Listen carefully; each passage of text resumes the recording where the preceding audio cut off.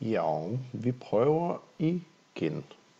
Jeg glemte måske først lige at sige, hvis der er nogen, der så har tænkt, hold da op, har han nu endelig fået den nye computer, siden der er så lækker en lyd på de her filer. Der må jeg så bare svare klart nej.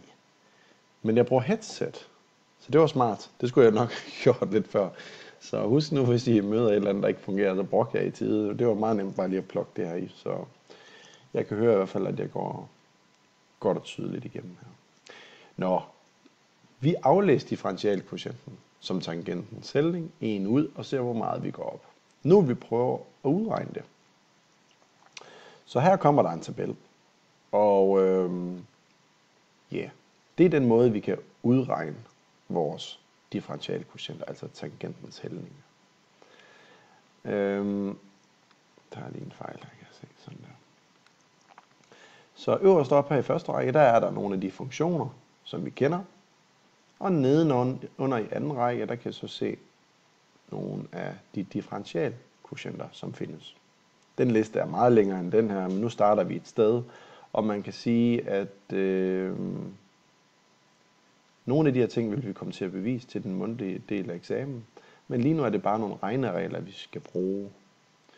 Så det er egentlig det. Vi kan se, at der er nogle forskellige funktioner. Der er en funktion, som hedder fx er lige med, kan man sige, alt det, der står herhen, altså fx er lige med k, fx er lige med k. Jo, k er bare en konstant, så den funktion, jeg tænker på, det kunne for eksempel fx lige med 4. Det er en meget kedelig lineær funktion, nemlig en, som er fuldstændig vandret grafen, som har en hældning på 0. Ikke så mærkeligt, at differentialkvotienten for den funktion er 0, fordi hældningen overalt, uanset hvad x er jo 0. For den vokser aldrig, og den aftager aldrig, den er helt fuldstændig flad. Så er der den her funktionstype, det er den lineære, den kender vi jo godt, 2x plus 1. Der står der simpelthen her, at differentialkvotienten, altså tangentens hældning, den svarer bare til hældningen af selve linjen. Det er heller ikke super mærkeligt, at hvis man lægger en tangenshældning ind på en lineær funktion, så ligger den jo oven i linjen. Alle steder, uanset hvor vi tegner den henne, fordi den bøjer jo aldrig nogensinde, som en parabol gør. Så det vil altså sige, at ikke så underligt, så svarer tangentens hældning overalt til linjens hældning, altså i det her tilfælde 2. Så begynder vi at være os over i noget, som ligner simple polynomier, x i anden. Den kan altså, vi siger differentieres, det ord er ikke brugt før, men det er altså, når vi udregner differentialkvotienten, så differentierer man. Og der står der så, at hvis man har sådan en x i anden, så giver den 2x0. Okay. Hvis man har en, som hedder ax i anden, det gør den her, som er mit første eksempel lige om lidt, den hedder for eksempel 3x i anden, så der kan man se, at a svarer til 3. Ja, så hedder differentialkvotienten 2 gange med a gange x0, og a kender vi jo så, fordi den er også 3 heroppe. Og hvad er x0 så? Jo, x0 det er altid der, hvor vi gerne vil finde vores differentialkvotient. Det var også det, som oppe i mit eksempel heroppe svarede til 1, ikke også? Der var mit x0 1 hernede, fordi jeg gerne vil finde tangens hældning i 1. Så x0 er et udtryk for der, hvor jeg gerne vil finde min tangens hældning. Hvis jeg har kvadratroden af x, så hedder den sådan knap så kørende differentialkvotient 1 divideret med 2 gange kvadratroden af x0. Læg mærke til, at totallet står ikke her uden for brøken, det står inde under brøkstregen. Og det samme herovre, 1 divideret med x, reciprok-funktionen som den hed, har en differentialkvotient, som hedder minus 1 divideret med x0 i anden. Så lad os prøve lige at lave noget af det her. Så jeg har en funktion, som hedder f af x er lige med 3x i anden. Og jeg vil gerne faktisk finde ud af, hvad hældningen er for tangenten i x0 er lige med 1. Så står der her, at jeg ved, at når f af x lige med ax i anden, det vil sige, det er den der, så er differentialkvotienten det der. Det er det, jeg skriver der. Så nu prøver jeg at gøre det på den her funktion. Så hvad er f mærke af x0 her? Jamen altså, min funktion er som sagt på den form der, hvor tretallet svarer til a. Og så kigger jeg bare ned i min tabel her, når jeg skal udregne f mærke af x0. Og så skriver jeg 2 gange med a. Hvad var a? Det var 3. gange med x0. Altså med andre ord 6 gange x0. Okay, nu har jeg fundet ud af, hvad differentialkvotienten er, sådan helt generelt set for den her funktion her. Men jeg vil jo gerne vide, hvad den var, når x0 var lige med 1. Så derfor skriver jeg her, og dermed, hvad er f-mærke af 1 så? Ja, der sætter jeg så 1 ind på x0's plads. Så der står 6 gange med 1. Altså 6. Og det vil altså sige, at hældningen af tangenten, den er faktisk 6, når at x er lige med 1.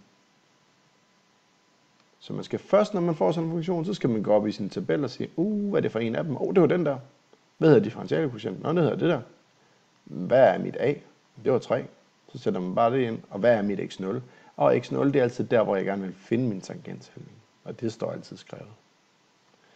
Så yes, jeg springer over det her med at tegne det over i GeoG, hvor jeg kan prøve at vise det næste gang. Eksempel 2. Jeg har en ny funktion, den hedder kvadrat under x. Jeg kigger op i tabellen og kan se, hvis jeg har en funktion, der hedder f af x, så hedder differentialkvotienten det her 1 divideret med 2 gange med kvadratroden af x0. Det må man så bare tage for gode varer lige nu, at det er sandt, det jeg siger. Og så står der, at jeg vil gerne finde ud af, hvad hældningen af tangenten er, når x0 er lige med 4. Okay.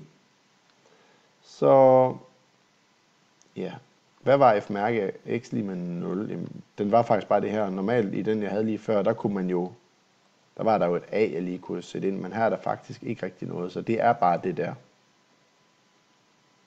Og hvad bliver f-mærke af 4 så?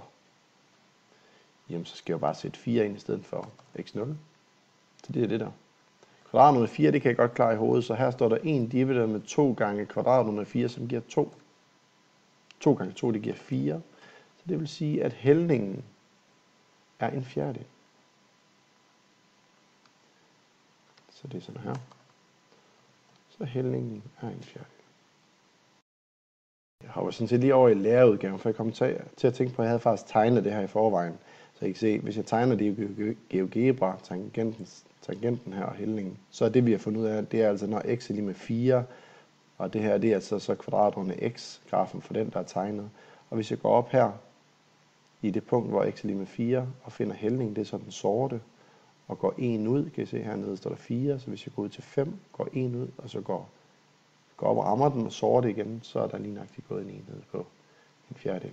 På samme måde i virkeligheden heroppe, der havde jeg jo den 3x i anden, det var en parabel her, jeg får tegnet, og hvis jeg går ud til x lige med 1, som jeg fandt, ja, så var hældningen altså 6, og det vil sige, hvis jeg går 1 ud, så går jeg 6 op for at ramme den igen. Så det er hældningen for tangenten i det punkt. Så det er sådan, det ser ud rent grafisk, som vi lige kunne visualisere det. Så det, der er jeres opgave fra nu af i virkeligheden, det er at regne det, vi ser hernede i opgave 1 her. Alle de gule, det er nogle, jeg regner lige om lidt her, så man kan følge med i. For lige at give lidt flere eksempler.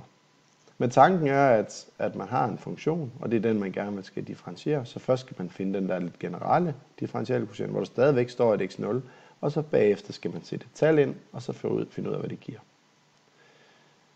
Så man starter med den her, så 3x plus 1, jeg kigger herop, det må være den lineære funktion. Og der står der her, hvis jeg differentierer den, så giver det a. Og hvad er a for den lineære funktion her? Jamen den må være 3. Og så går jeg herover. Yes, så skal jeg sætte 4 ind på x0's plads i den her funktion. Men der er ikke noget x0, når den er så simpel, den funktion. Så der sker ikke noget som helst. Nyt i hvert fald. Fordi hældningen er stadigvæk 3. Det var ikke så mærkeligt vel, for det er jo den lineære funktion, som altid har en hældning på 3, og hvor tangenshældningen altid er 3. Uanset om x er 4, 17, minus 30 eller hvad nu. Så når I skal lave den der opgave, den der opgave og den der opgave, ja, så bliver de her situationer herover sådan rimelig simple, fordi det ændrer ikke ved det, I har fået herover. De er meget nemme. Det samme, det næste er næsten nærmest nemmere, ikke også? Det er den her, hvor grafen er fuldstændig vandret. f af x er lige med 8. det svarer til fx lige med k, for det er bare en konstant. Ja. Så differentierer jeg den, så har den jo en hældning på 0 overalt.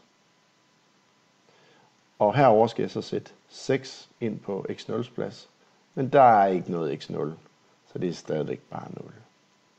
Det kan godt forvirre en lidt til at starte med. Læg mærke til, at opgave 6 og 7 er fuldstændig på samme måde, så de er meget nemmere at gå meget hurtigt for jer at udregne. Så kommer der opgave 9, som også minder om opgave 8, og opgave 10, og opgave 11, opgave 12, og opgave 13 i virkeligheden. Så lad os prøve at kigge på den. Den minder også om den, jeg lavede op i eksempel 1. 5x i anden, det må være den her. Så jeg følger regnregnen, der står 2 gange a gange x0. 2 gange a, men hov, hvad var det nu a var? Jo, a var 5, så det er a gange x0. Sådan der. Okay. Og så, ja, jeg kan godt gøre det en lille smule pænere jo i virkeligheden. Det bør jeg egentlig gøre. 2 gange 5 giver 10 gange x0. Og så sætter jeg 3 ind på x0's plads herovre. Så står der 10 gange med 3. Så det giver 30. Så det vil sige, at tangens hældning er faktisk 30, når x er lige med 3. Det samme skal I gøre i opgave 8, 10, 11, 12 og 13. 13 kan man sige, kan I også godt behandle ud fra den der, ikke også? Der er A'et jo bare 1, kan man sige, så derfor står der ikke noget her på A's plads, for A er bare 1, så der står egentlig 2 gange 1 x0. Så man kan sige, at den her er bare et specielt tilfælde af den der. Men I kan bruge, hvad for en I nu har lyst til. Så er der den reciprokke funktion der. Det var jo den, hvis vi gik op i tabellen og kiggede, så havde den en differentialkvotient, som så sådan der ud. Jeg tror faktisk alligevel vil være så fræk bare at kopiere den ned. Og der er altså ikke noget, som er anderledes her. Der er ikke noget A eller noget, jeg kan indsætte, så det er bare det der. Så når jeg kommer herover og skal indsætte 2, ja, så skal jeg bare indsætte 2 her. Så det prøver jeg en gang. Sletter simpelthen x0. Så står der det der. 2 i anden, det er 2 gange 2. Det må være minus 1 divideret, og så er det så 2 gange 2, det giver 4. Så hældningen er altså minus en fjerdedel, når x er lige med 2.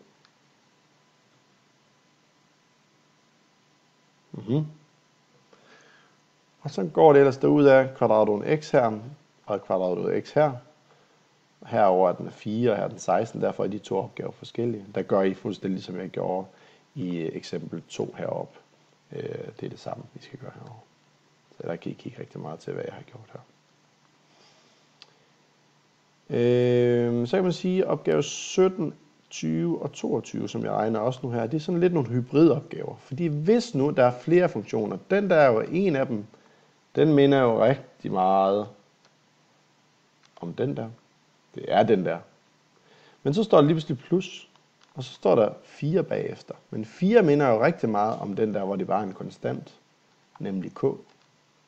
Så nogle gange så kan man godt være udsat for, og det er man faktisk ret tit, at den funktion, man er med at gøre, der er der en funktion plusset med en anden funktion. Og det vil sige, så skal man først finde differentialkvotienten for den der, og så bagefter finde den for den der. Det samme gør jeg i 20'eren. Først finder den for den der, og så bagefter finder den for den der. Og her igen, og her igen. Det vil jeg lige gøre her til sidst. Så 3x i anden, den hed jo deroppe 2 gange a. A var 3 gange med x0. Så det giver det der. Så nu har jeg taget den der. Og så mangler jeg bare lige den der.